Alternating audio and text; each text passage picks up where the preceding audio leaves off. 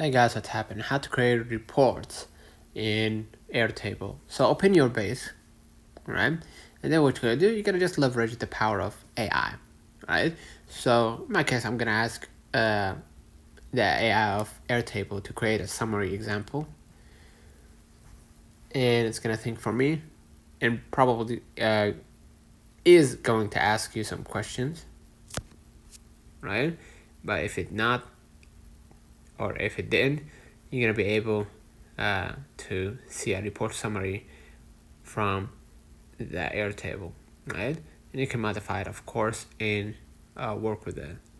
But essentially, you can wait for the AI to do it for you.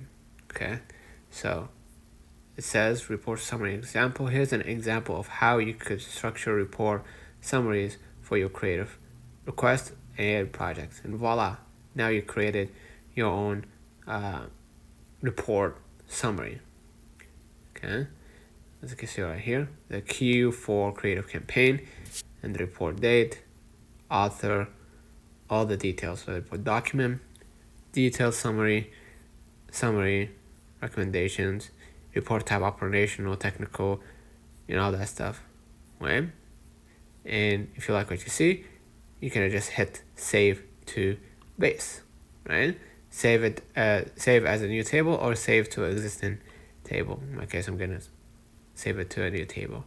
Basically, that's it. Let me know in the comments if this video helped you. Don't forget to like and subscribe, turn on the notification bell to receive every video we upload. Thank you for watching. We will definitely see you in the next one.